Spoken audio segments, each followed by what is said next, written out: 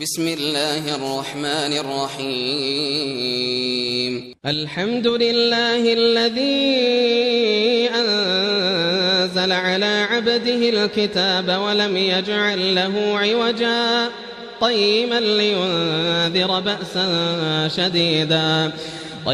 لينذر بأسا شديدا من لدنه ويبشر المؤمنين الذين يعملون الصالحات أن لهم أجرا حسنا ماكثين فيه أبدا وينذر الذين قالوا اتخذ الله ولدا ما لهم به من علم ولا لآبائهم كبرت كلمة تخرج من أفواههم إن يقولون إلا كذبا فلعلك باخع نفسك على آثارهم إن لم يؤمنوا بهذا الحديث أسفا إنا جعلنا ما على الأرض زينة لها لنبلوهم أيهم أحسن عملا وإنا لجاعلون ما عليها صعيدا جرزا أم حسبت أن أصحاب الكهف والرقيم كانوا من آياتنا عجبا إذ أوى الفتية إلى الكهف فقالوا ربنا آتنا من لدنك رحمة وهيئ لنا من أمرنا رشدا فضربنا على آذانهم في الكهف سنين عددا ثم بعثناهم لنعلم أي الحزبين أحصى لما لبثوا أمدا نحن نقص عليك نبأهم بالحق إنهم فتية آمنوا بربهم وزدناهم هدى وربطنا على قلوبهم إذ قاموا فقالوا ربنا رب السماوات والأرض لن ندعو من دونه إلها لقد قلنا إذا شططا هؤلاء قومنا اتخذوا من دونه آلهة لولا يأتون عليهم بسلطان بين فمن أظلم ممن افترى على الله كذبا وإذ اعتزلتموهم وما يعبدون إلا الله فأووا إلى الكهف ينشر لكم ربكم من رحمته ويهيئ لكم من أمركم مرفقا وترى الشمس إذا طلعت تزاور عن كهفهم ذات اليمين وإذا غربت تقرضهم ذات الشمال وهم في فجوة منه ذلك من آيات الله من يهد الله فهو المهتد ومن يضلل فلن تجد له وليا مرشدا وتحسبهم أيقاظا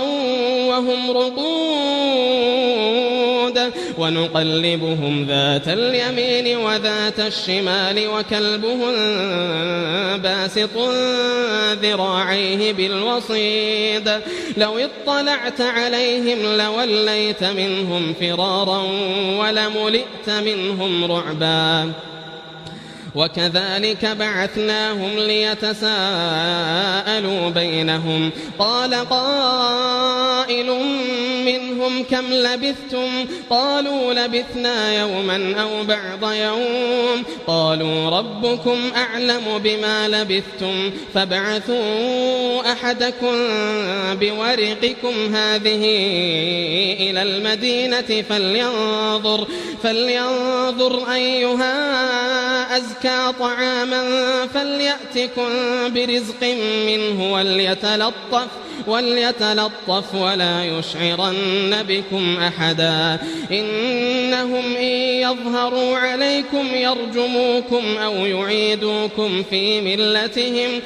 يعيدوكم في ملتهم ولن تفلحوا إذا أبدا وكذلك أعثرنا عليهم ليعلموا أن وعد الله حق وأن الساعة لا ريب فيها إذ يتنازعون بينهم أمرهم فقالوا ابنوا عليهم بنيانا ربهم أعلم بهم قال الذين غلبوا على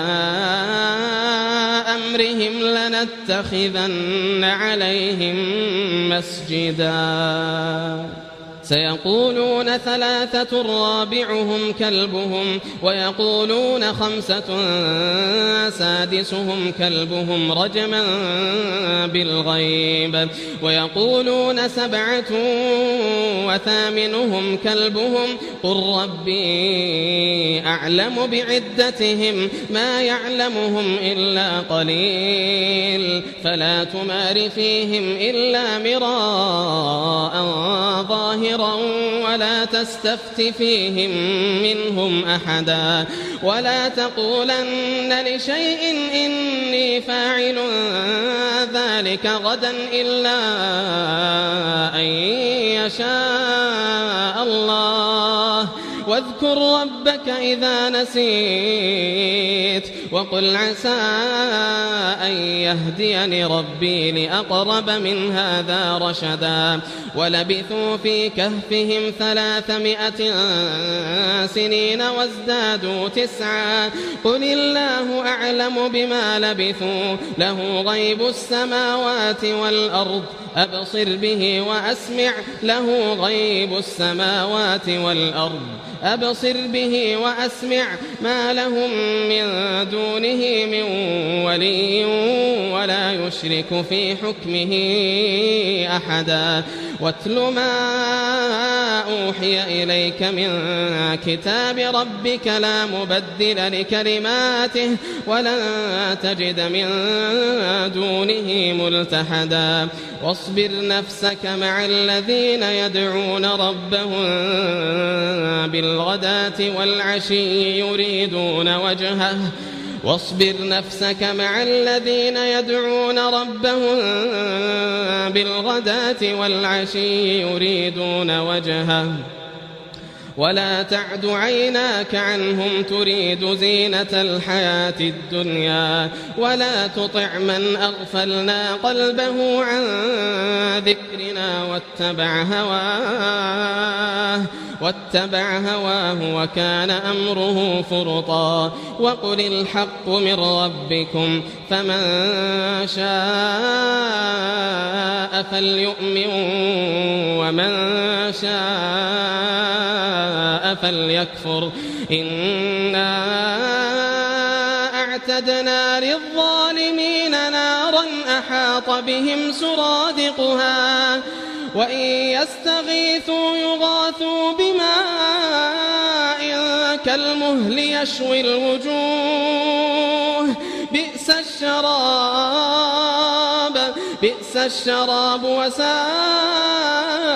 مرتفقا إن الذين آمنوا وعملوا الصالحات إنا لا نضيع أجر من أحسن عملا أولئك لهم جنات عدن تجري من تحتهم الأنهار أولئك لهم جنات عدن تجري من تحتهم الأنهار يحلون فيها من أساور من ذهب ويلبسون ثيابا خضرا من سندس واستبرق متكئين فيها على الأرائك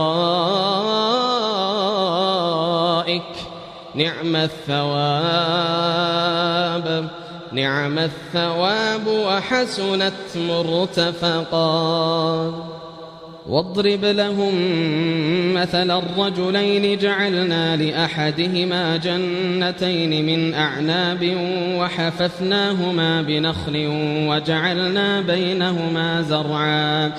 كلتا الجنتين آتت أكلها ولم تظلم منه شيئا وفجرنا خلالهما نهرا وكان له ثمر فقال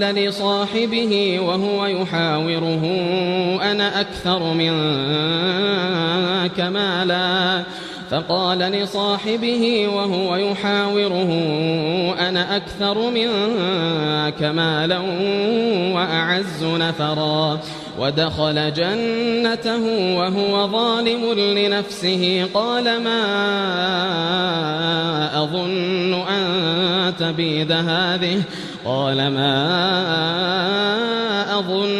أن تبيد هذه أبدا وما أظن الساعة قائمة ولئن رددت إلى ربي لأجدن خيرا منها منقلبا قال له صاحبه وهو يحاوره أكفرت بالذي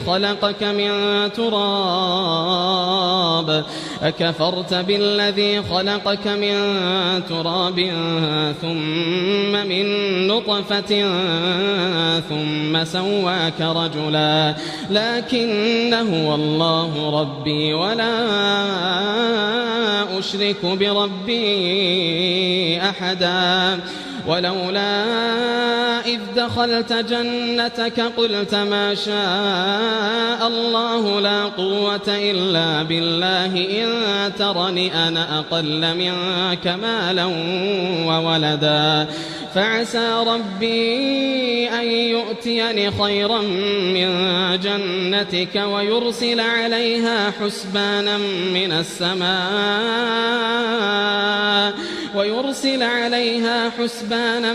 السماء فتصبح صعيدا زلقا أو يصبح ماؤها غورا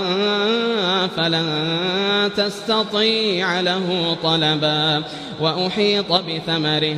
فأصبح يقلب كفيه على ما أنفق فيها وهي خاوية على عروشها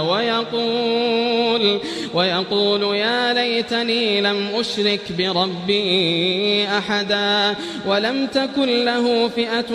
ينصرونه من دون الله وما كان منتصرا هنالك الولاية لله الحق هو خير ثوابا وخير عقبا واضرب لهم مثل الحياة الدنيا كماء إن أنزلناه من السماء فاختلط به نبات الأرض فأصبح هشيما تذروه الرياح وكان الله على كل شيء مقتدرا المال والبنون زينة الحياة الدنيا والباقيات الصالحات خير عند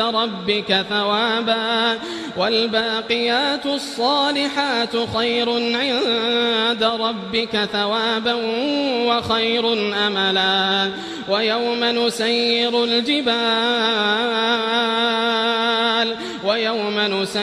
الجبال وترى الأرض بارزة وحشرناهم فلم نغادر منهم أحدا وعرضوا على ربك صفا لقد جئتمونا كما خلقناكم أول مرة بل زعمتم أن لن نجعل لكم موعدا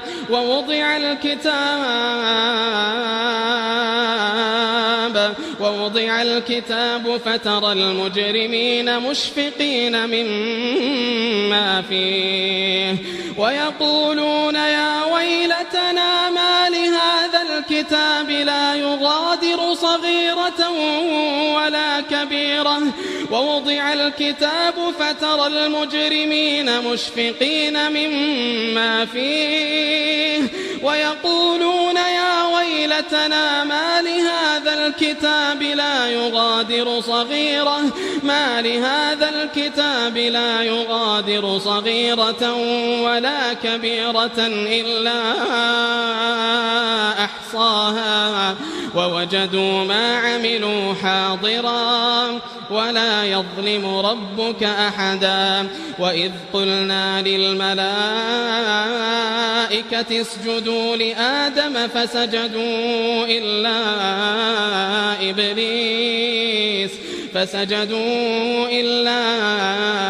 إبليس كان من الجن ففسق عن أمر ربه أفتتخذونه وذريته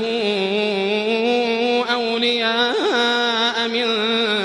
دوني وهم لكم عدو بئس للظالمين بدلا ما أشهدتهم خلق السماوات والأرض ولا خلق أنفسهم وما كنت متخذ المضلين عضدا ويوم يقول نادوا شركائي الذين زعمتم فدعوهم فلم يستجيبوا لهم وجعلنا بينهم موبقا ورأى المجرمون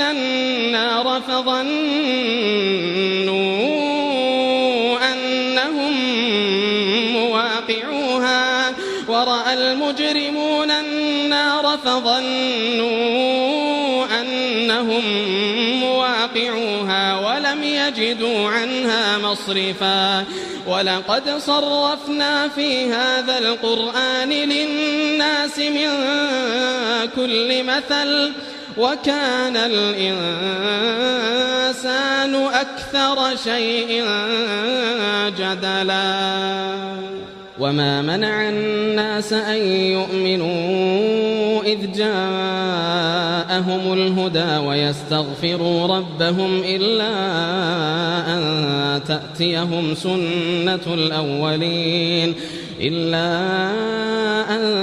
تأتيهم سنة الأولين أو يأتيهم العذاب قبلا وما نرسل المرسلين إلا مبشرين ومنذرين ويجادل الذين كفروا بالباطل ليدحضوا به الحق واتخذوا آياتي وما أنذروا هزوا ومن أظلم ممن ذكر بآيات ربه فأعرض عنها ونسي ما قدمت يداه إنا جعلنا على قلوبهم أكنة أن يفقهوه وفي آذانهم وقرا وإن تدعهم إلى الهدى فلن يهتدوا إذن أبدا وربك الغفور ذو الرحمة لو يؤاخذهم بما كسبوا لعجل لهم العذاب بل لهم موعد لن يجدوا من دونه موئلا وتلك القرى أهلكناهم لما ظلموا وجعلنا لمهلكهم موعدا وإذ قال موسى لفتاه لا أبرح حتى أبلغ مجمع البحرين أو أمضي حقبا فلما بلغا مجمع بينهما نسيا حوتهما فاتخذ سبيله في البحر سربا فلما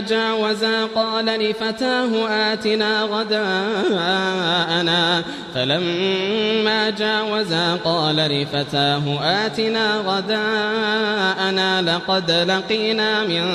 سفرنا هذا نصبا قال أرأيت إذ أوينا إلى الصخرة فإني نسيت الحوت وما أنسانيه إلا الشيطان أن أذكره واتخذ سبيله في البحر عجبا قال ذلك ما كنا نبغ فارتدا على آثارهما قصصا فوجدا عبدا من عبادنا آتيناه رحمة من عندنا وعلمناه من لدنا علما قال له موسى هل أتبعك على أن تعلمني مما علمت رشدا قال إنك لن تستطيع معي صبرا وكيف تصبر على ما لم تحط به خبرا قال ستجدني إن شاء الله صابرا ولا أعصي لك أمرا قال فإن اتبعتني فلا تسألني عن شيء حتى أحدث لك منه ذكرا فانطلقا حتى إذا ركبا في السفينة خرقها قال أخرقتها لتغرق أهلها لقد جئت شيئا إمرا قال ألم أقل إنك لن تستطيع معي صبرا قال لا تؤاخذني بما نسيت ولا ترهقني من أمري عسرا فانطلقا حتى إذا لقيا غلاما فقتله قال أقتلت نفسا زكية بغير نفس لقد جئت شيئا نكرا قال ألم أقل لك إنك لن تستطيع معي صبرا قال إن سألتك عن شيء بعدها فلا تصاحبني قد بلغت من لدني عذرا فانطلقا حتى إذا أتيا أهل قرية استطعما أهلها فأبوا أن يضيفوهما فوجدا فيها جدارا يريد أن ينقض فأقامه قال لو شئت لاتخذت عليه أجرا قال هذا فراق بيني وبينك سأنبئك بتأويل ما لم تستطع عليه صبرا أما السفينة فكانت لمساكين يعملون في البحر فأردت أن أعيبها وكان وراءهم ملك يأخذ كل سفينة غصبا وأما الغلام فكان أبواه مؤمنين فخشينا أن يرهقهما طغيانا وكفرا فأردنا أن يبدلهما ربهما خيرا منه زكاة وأقرب رحما وأما الجدار فكان لغلامين يتيمين في المدينة وكان تحته كنز لهما وكان أبوهما صالحا فأراد ربك أن يبلغا أشدهما ويستخرجا كنزهما رحمة من ربك وما فعلته عن أمري ذلك تأويل ما لم تسطع عليه صبرا ويسألونك عن ذي القرنين قل سأتلو عليكم منه ذكرا إنا مكنا له في الأرض وآتيناه من كل شيء سببا فأتبع سببا حتى إذا بلغ مغرب الشمس وجدها تغرب في عين حمئة ووجد عندها قوما قلنا يا ذا القرنين إما أن تعذب وإما أن تتخذ فيهم حسنا قال أما من ظلم فسوف نعذبه ثم يرد إلى ربه فيعذبه عذابا نكرا وأما من آمن وعمل صالحا فله جزاء الحسنى وسنقول له من أمرنا يسرا ثم أتبع سببا حتى إذا بلغ مطلع الشمس وجدها تطلع على قوم لم نجعل لهم من دونها سترا كذلك وقد أحطنا بما لديه خبرا ثم أتبع سببا حتى إذا بلغ بين السدين وجد من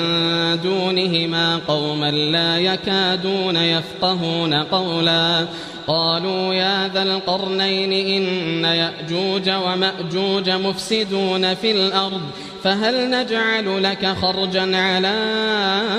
أن تجعل بيننا وبينهم سدا قال ما مكني فيه ربي خير فأعينوني بقوة أجعل بينكم وبينهم ردما آتوني زبر الحديد حتى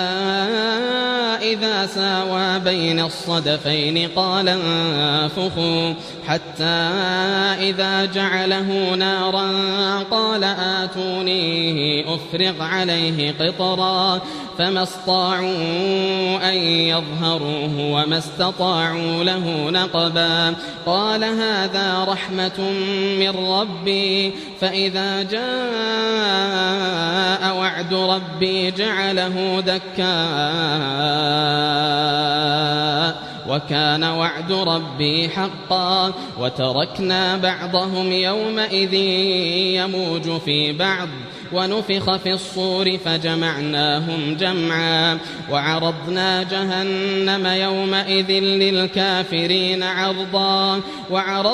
جهنم يومئذ للكافرين عرضا الذين كانت أعينهم في غطاء عن ذكري وكانوا لا يستطيعون سمعا أفحسب الذين كفروا أن يتخذوا عبادي من دوني أولياء إنا أعتدنا جهنم للكافرين نزلا قل هل ننبئكم بالأخسرين أعمالا الذين ضل سعيهم في الحياة الدنيا وهم يحسبون أنهم يحسنون صنعا أولئك الذين كفروا بآيات ربهم ولقائه فحبطت أعمالهم فلا نقيم لهم يوم القيامة وزنا ذلك جزاؤهم جهنم بما كفروا واتخذوا آياتي ورسلي هزوا إن الذين آمنوا وعملوا الصالحات كانت لهم جنات الفردوس نزلا خالدين فيها لا يبغون عنها حولا قل لو كان البحر مدادا لكلمات ربي لنفد البحر قبل أن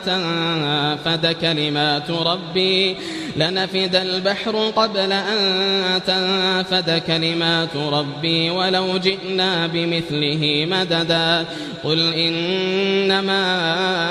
أنا بشر مثلكم يوحى إلي أنما إلهكم إله واحد فمن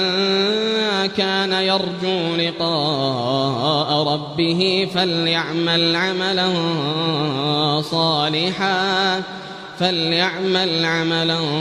صالحا ولا يشرك بعبادة ربه أحدا.